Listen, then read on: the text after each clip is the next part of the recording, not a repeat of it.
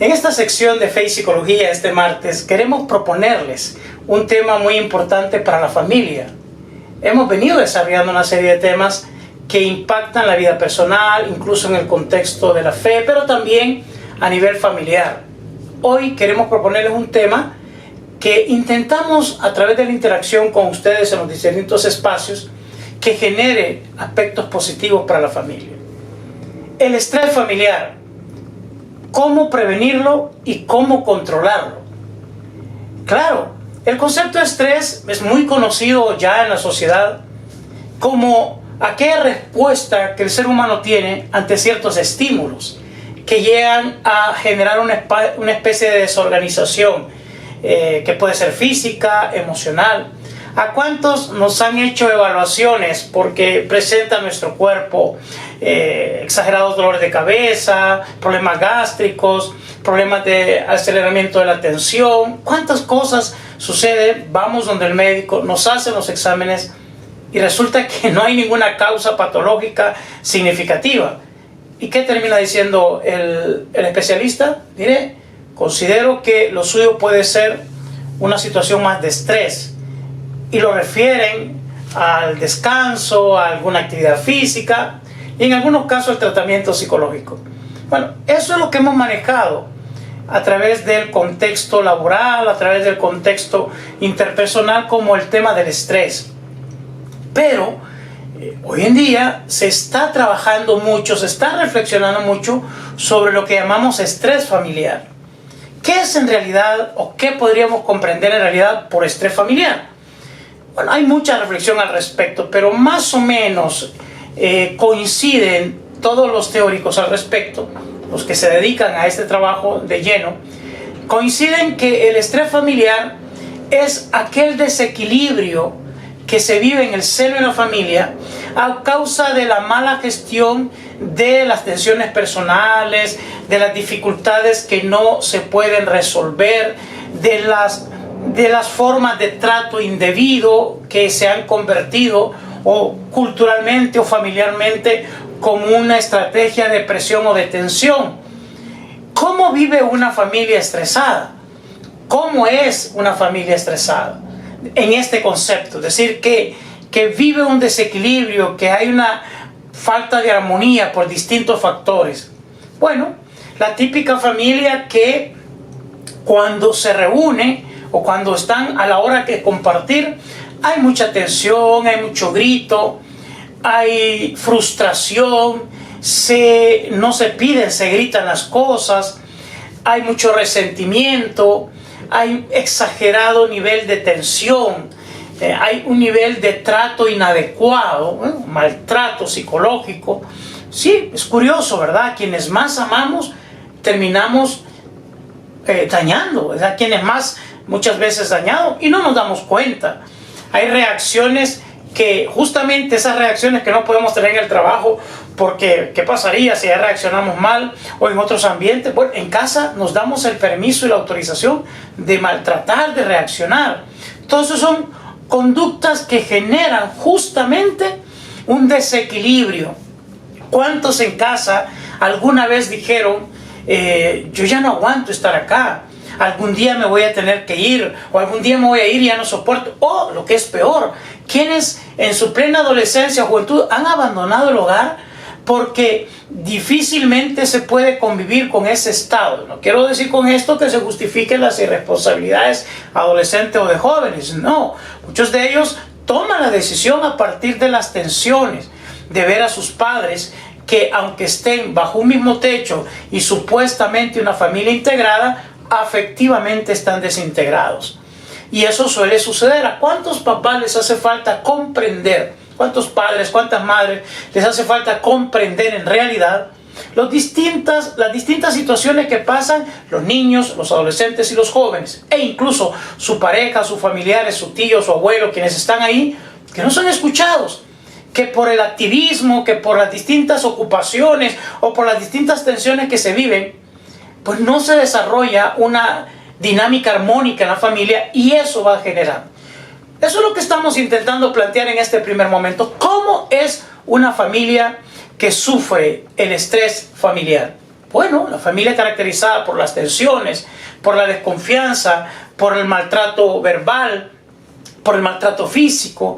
La familia es caracterizada por la desconfianza, por la inseguridad del uno con el otro, por el exagerar o sobredimensionar los estados emocionales de tensión. Esto suele pasar a la familia que genera estrés.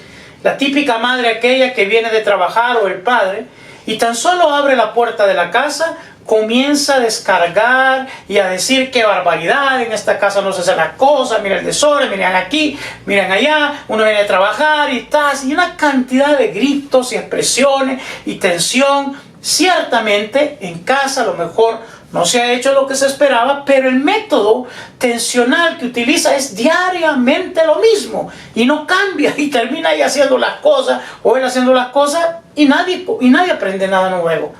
O el padre de familia aquel que le va contando a su hijo José que a su amigo Carlos lo suspendieron en la institución educativa, en la escuela, en el instituto, colegio, porque faltó a la hora del examen, le llevó su celular y bueno, a Carlos le llamaron la atención. Y viene el hijo y le dice: mira papá, quiero contarte que a Carlos, mi compañero, le llamaron la atención porque le sonó el teléfono. Y el hijo, queriéndole contar, el padre lo interrumpe, le dice: ya ves que esas son las cosas que yo les digo, deben de aprender. Como que si su hijo había sido.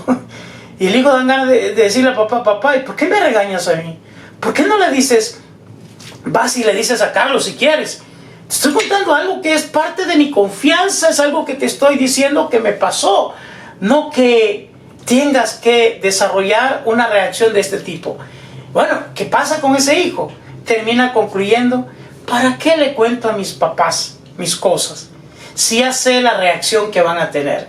¿Para qué? Esa es una familia que vive un estrés significativo. Justamente la familia que desarrolla una conducta de no confianza por ciertos patrones de descalificación que se han vivido. Igual, el esposo que quiere llegar a contar las dinámicas en su trabajo o con algún amigo y en casa se le descalifica, ya venir con la misma historia, tú lo que crees, y generamos tensiones y reacciones inadecuadas, ¿no? O el caso de Carlitos, un niño paciente, que por cierto el nombre, usted sabe que no le voy a decir qué es ese, ¿no?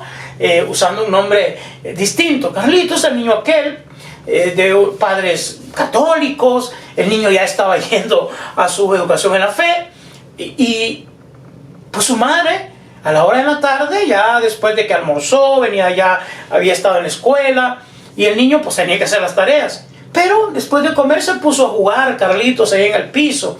Y mamá le dice: Carlitos, ya es hora de hacer las tareas. Levántese, vamos a hacer las tareas. Y Carlitos siguió jugando. Carlitos, le estoy diciendo que se levante, que es la hora de hacer la tarea. Y Carlitos continuó jugando. En un momento que mamá se desesperó y dice: Carlitos, y le grita, ¿no? Le digo que se levante, que ya es la hora de hacer la tarea. Y Carlitos se le para y le dice: pues no me levanto, quiero seguir jugando. Y la mamá le dice: Carlitos, ¿y usted por qué me grita, malcriado? Y le dice Carlitos: ¿y tú a mí por qué me gritas? ¿En qué parte de la Biblia está que una mamá sí le puede gritar a un niño, un hijo, y un hijo no le puede gritar a la mamá? Claro, Carlitos ya había ido a educación en la fe y por eso utilizó el concepto. Y pregúntese usted, ¿tendrá razón Carlitos? ¿Tenemos como padres el derecho de gritarle a nuestros hijos, pero de exigir que ellos no lo hagan? En realidad, el grito es todo acto agresivo, psicoafectivo, con la tonalidad exacerbada de la voz que daña al otro. No hay necesidad de gritar. Los seres humanos podemos dialogar. Pero usted dirá: mire, pero es que si no le grito y es que si no lo amenazo, no actúa. Imagínese qué mal estamos en esta sociedad. Que hemos llegado a condicionar, a acostumbrar a nuestros hijos, a nuestras hijas, a que reaccionen por el acto agresivo que vamos a utilizar. Déjeme darle una noticia. Hay familias que no utilizan el grito. En muchos lugares del mundo hay padres de familia que han desarrollado una adecuada relación con sus hijos y con sus hijas. No sobre la base del grito o del maltrato, sino sobre la base del diálogo, de silencios importantes en algunos momentos y de llevar a tomar conciencia al otro. Esa es la familia que sufre justamente del estrés familiar, aquella que pretende resolver, donde el adulto, como dice una conocida psicóloga costarricense, el adulto termina agrediendo al niño por el simple hecho de que es niño. Es decir, no puede él otra cosa más que aguantar. Dice, padres adultos, padres les dice, háganlo con un hijo adulto a ver qué tal le va. ¿Cuántas veces estos se portan mal? Bueno, actúe con acto agresivo con su hijo adulto a ver qué tal le va. Claro, con el niño se utiliza porque no se puede defender. En general, la familia que vive el estrés familiar tiene una serie de indicadores como estos. Por ejemplo, ¿qué sucede con esos hijos cuando papá y mamá salen de casa? Sienten paz, se fueron la tensión, se fueron los ogros, así se lo sienten ellos. ¿Qué pasa cuando están viendo la hora de que van a regresar? Se comienzan a preocupar. Querida familia, es la antítesis justamente el estrés familiar a lo que debe ser un hogar, a lo que debe ser el oasis familiar. Al contrario, nuestros hijos y nuestras hijas, nuestras parejas, nuestros familiares deberían de sentir el gozo de ir a la casa, de ir al seno donde hay paz. El mundo entero se puede estar cayendo, pero yo sé que al entrar a esa casa se me devuelve la paz, la armonía, la tranquilidad. Eso es lo contrario al estrés familiar. Esa es la armonía justamente. ¿Qué hacer? Se preguntarán ustedes. Bueno, ok, usted ya nos reflejó, licenciado, los distintos fenómenos que nos suelen pasar en casa, ¿no? Donde nos tensionamos, donde no tenemos confianza, donde incluso a las personas que vivimos por tantos años junto a otro, no le podemos confiar situaciones íntimas que nos pudieron haber sucedido. ¿Por qué? Porque ya tememos la reacción del otro. Y hay adultos que le confían sus problemas a otros familiares, a vecinos y a más. ¿Cuántas cosas nos suceden que por la dinámica familiar que llevamos no nos genera confianza?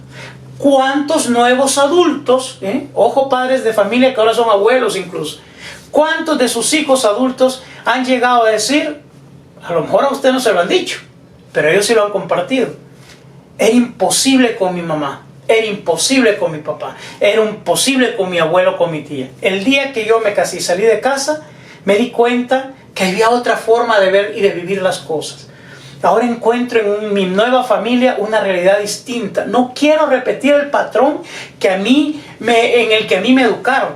¿Cuántas veces en casa yo mismo escuché cuando me agredían que era la forma para hacerme un hombre de bien? Y gracias a esos métodos correctivos, agresivos, hay que decirlo, sobredimensionados, que muchos de nosotros vivimos, nuestros papás se justificaron diciéndonos, gracias a eso sos el hombre que sos, ahora que son. Y no es cierto, señora, no es cierto, señor. Esa es una justificación del acto agresivo. Y le digo, ¿por qué no es cierto?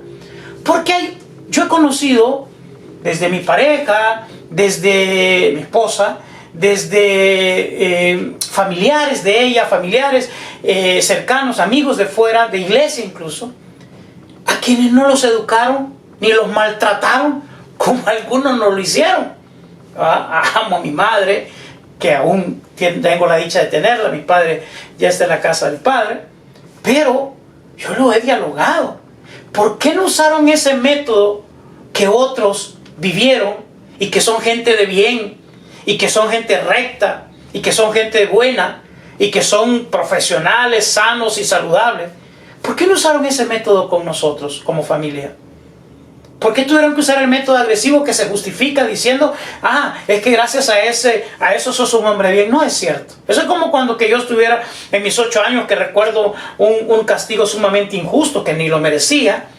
Hubiese yo estado soportando esos castigos o golpes y diciendo en mi mente, sígame pagando, mamá, porque gracias a ese castigo un día voy a ser. No, un niño no quiere eso. Lo que quiere es que ya le paren, que utilicen otros métodos. No nos podemos seguir justificando la tensión, el estrés. Y miren, los adultos, con todo respeto, los adultos nos justificamos el maltrato que hacemos a los demás. No aprendemos que ese no es el método adecuado. Creemos que de esa manera dominamos al otro. La autoridad de padres o de madres la confundimos con el autoritarismo y el maltrato. Yo soy padre de 3 hijas. A mis 52 años sigo aprendiendo, como muchos de ustedes y muchos en la familia, a entender la dinámica. ¿Cómo anda la relación suya con sus hijos? ¿Qué tan cercana es siendo niño, adolescente o adulto? ¿Cuánto le cuenta sus cosas? No olvide que el niño, el adolescente, el joven que no le cuenta a usted las cosas, a alguien se la va a contar. Y es curioso, como un día escuché yo de mi hermano menor. Ay, hermano, apenas éramos unos adolescentes. Ay, hermano, es más fácil que un amigo llegue a ser, se convierta en un hermano de uno, a que un hermano tan siquiera sea un amigo. Doloroso, ¿verdad? Eso no sucede en muchas familias por todo este fenómeno de tensión. Quiero terminar esta reflexión enfatizando qué herramientas utilizar, cómo afrontar, cómo prevenir y cómo afrontar el estrés familiar. Lo primero, y es muy importante, es tomar conciencia. Lo primero, tomar conciencia que en la familia estamos viviendo un estrés familiar y que alguien tiene que romper ese globo tóxico en el que hemos caído. Alguien tiene que tomar la iniciativa y ojalá sean los responsables de ese hogar. Ojalá sea un adulto o una adulta que diga, basta. Nuestra familia no merece estar en esta dinámica tensional siempre, en esta desarmonía siempre, en este desequilibrio siempre. Basta. Comencemos a activar de una forma distinta. Tomar conciencia es lo primero. Lo segundo es decidir romper con el estrés familiar utilizando métodos positivos para relacionarse en el hogar. Aprender a escuchar al otro, aprender a activar el buen trato. Active el sentido del humor en su casa. Mire cuánto le estoy ya planteando como tips terapéuticos. Active el sentido del humor. Así como cuando sus hijos eran niños o sus parientes igual. Amanecían jugando, bromeando, activando una dinámica, un contagio emocional positivo. Pues tendríamos que hacerlo. Familia, favorezca espacios de salir en la familia, a caminar juntos, a encontrarse en algún lugar, en un espacio. Lleguen a un acuerdo familiar en esta casa. A partir de hoy, a partir de este día, no más gritos. Todos nos vamos a ayudar a pedirnos las cosas, a hacernos ver, a llamarnos la atención si así es necesario, pero nosotros como padres ponemos el ejemplo, pero no a través de los gritos. Aquel que escuche que alguien está gritando, recuérdenos que hay que bajarle un par de rayitas, a bajarle el volumen. Ayudémonos todos a recordar eso. Activemos los formatos del buen trato, a pedir por favor, a hacer ver las cosas, a guardar silencio. Creamos una serie de condiciones en casa. Hay criterios que los hijos como los padres vamos a cumplir. Hay criterios. En esta casa la mentira no se convive, en esta casa la verdad se favorece. Pero ¿cuántos adolescentes y jóvenes dicen, yo para qué le voy a decir la verdad a mi mamá si lo que va a hacer es malmatarme? Dice, esa es la frase de ellos. En casa no se debería de castigar la verdad, se debería de fortalecer. A lo mejor no se puede premiar aunque sea una verdad que duela o negativa, pero sí se debería de asimilar y felicitar. La típica queja de los niños y adolescentes, ¿no? Cuando salen mal en el estudio, cuando tienen dificultades académicas, como papá, mamá, la abuela se ensanchan y gritan y lo regañan y les hacen ver muchas cosas. Pero cuando este niño va aumentando notas, resolviendo lo académico, con esa misma intensidad lo felicitan, con esa misma intensidad lo tratan positivamente. ¿Verdad que no? Muchas veces no lo hacemos. Bueno, entonces activar el manejo del estrés familiar pasa por desarrollar una conducta de reafirmación positiva a los demás. ¿Cuántas veces añoramos de nuestra familia que nos reconozcan los logros que hemos llegado? Que nos digan las cualidades que tenemos. Que de verdad se sienta bonito el compartir en familia y decir, mi familia me ama. ¿A cuántas personas usted o yo saludamos afectivamente en la iglesia, en la sociedad, hasta de beso? ¿Y a nuestros hijos cuándo? ¿Cuándo un te quiero? ¿Cuándo un te amo? ¿Cuándo un abrazo? ¿Cómo manda a la cama a sus hijos? ¿Con gritos? ¿Llegó la hornilla, carrera? ¿O con un beso? ¿O con un abrazo? ¿O con una bendición? ¿Por qué no cambiar ese método? ¿Por qué es tan difícil desestructurar esos hábitos mentales inadecuados y más bien optar? ¿Cómo despierta a sus hijos? ¿Con una caricia, con un beso? o volvemos la atención de todos y de todos y de todos los días. ¿Cómo vamos a desarrollar una familia sin estrés? ¿Cómo vamos a desarrollar una sociedad nueva, armónica, si desde que en casa amanezco hasta que anochezco hay tensión, hay crítica, hay gritos, hasta para despertar y descansar? Rompamos ese método tóxico y activemos el buen trato. Usted dirá, pero es que los demás no colaboran. Bueno, pero ¿quién va a tomar la iniciativa? Todos nos merecemos ser bien tratados. Todos nos lo merecemos. Entonces, si yo quiero que me traten bien, voy a procurar tratar bien. Y claro que voy a poner límites a aquel que no me trata bien en la misma casa. Mi esposa, su esposo, sus abuelos, sus padres, sus hermanos. No, a ver, momento, yo no te estoy tratando mal. Sí, pero no lo voy a permitir. Mejor me callo, hago silencio. Eso se llaman silencios terapéuticos. El silencio terapéutico es aquel donde el callarme es el aporte al momento para que no se desarticule, no se desarmonice. Entonces mejor me callo. No jugando el juego del resentido, a que no te hablo. No. Si yo hablo, lo que voy a hacer es activar más el fuego, incendiar más este momento. Entonces recuerde, tomar conciencia, decidir cambiar esa estructura de estrés y activar una serie de factores como el reforzamiento positivo, como las felicitaciones, como el agradecimiento, como la comunicación firme y abierta, como el buen trato, como el renunciar a los gritos, y todos estos factores que ayudan principalmente al desarrollo de una familia integrada afectivamente y no solo bajo el techo, y que activemos todo aquello que fortalece el amor, la comunicación, el buen trato familiar. ¿Es difícil? No es difícil. Nos hemos embarcado en un método dañino. Quebrarlo es nuestra responsabilidad.